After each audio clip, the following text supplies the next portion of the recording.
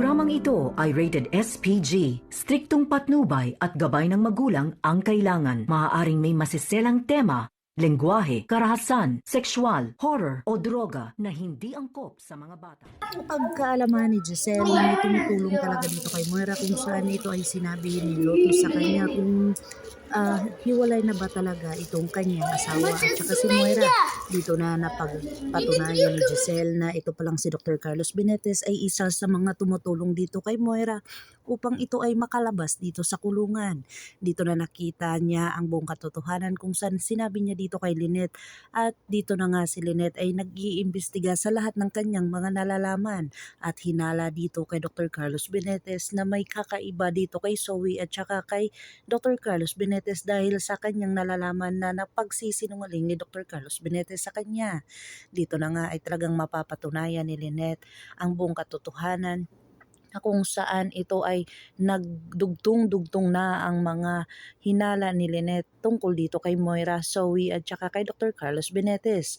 Dito na talaga babawiin ni Annalyn itong si Lynette na kung saan nakita niya ito na sinasaktan ni Dr. Carlos Benitez ang kanyang ina kung saan nag-aaway sila at talagang nakita niya sa kanyang dalawang mata. Dito na nag-iimpake si Annalyn at kung saan babawiin na muna niya itong kanyang ina dahil walang sino mang tao ang manakit sa kanyang ina kahit sino at asawa niya pa ito. Dito na mapapagkaalaman ni Dr. RJ Tanyag ang lahat ng mga ginagawa ni Dr. Carlos Benitez dito kay Lynette na kung saan ito ay magdulot ng kasamaan dito sa kanilang dalawa at talagang pag-aaway nito dahil sa sinabi ni Dr. RJ Tanyag sa kanya na wag niyang sasaktan itong si Lynette kung saan siya ang makakatapat nito. Pero wala ngang magawa itong si Annalyn at masasabihin niya na dito sa kanyang ama na si Dr. RJ Tanyag ang buong katotohanan tungkol sa mga nangyayari dito kay Lynette at talagang porsigido itong si Lynette na malaman ang buong katotohanan tungkol dito kay Zoe at saka kay Dr. Carlos Benitez. Dito na talaga mapagtanto ni Lynette ang lahat ng mga kutob niya dito kay Dr. Carlos Benitez at saka kay Zoe dahil kakaiba ang kanilang mga kinikilos at talagang porsigido ito na malaman ang buong katotohanan. Dito na nga nalaman ni Dr. RG Tanyag na may kapit pala itong si Giselle dito sa loob ng kulungan at talagang nalaman niya na tumutulong pala itong si Dr. Carlos Benitez dito kay Moira. Dito na talagang mamumuo na ang kanilang mga iniisip na kung saan si Dr. Carlos Benitez talaga ang tumutulong dito kay Moira upang ito ay makalabas ng kulungan at talagang si Dax ay talagang magkasabwat sila dahil sa ayaw ni Dr. Carlos Benitez na kasuhan itong si Dax para wala na daw ibang iisipin nito.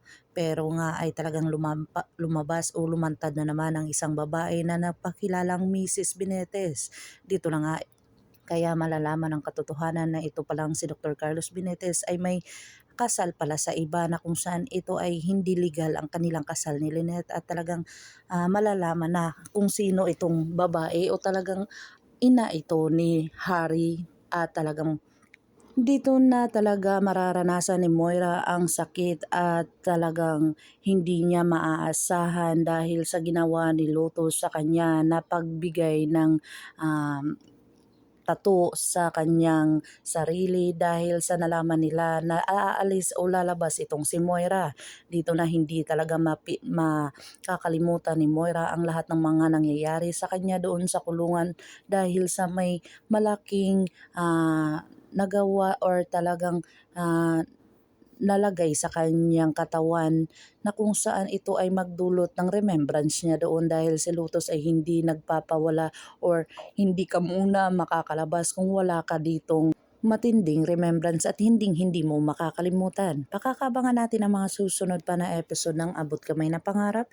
If you like my story, please like, share, and subscribe para ma-update po kayo sa mga susunod pa. Yun lamang po at maraming salamat.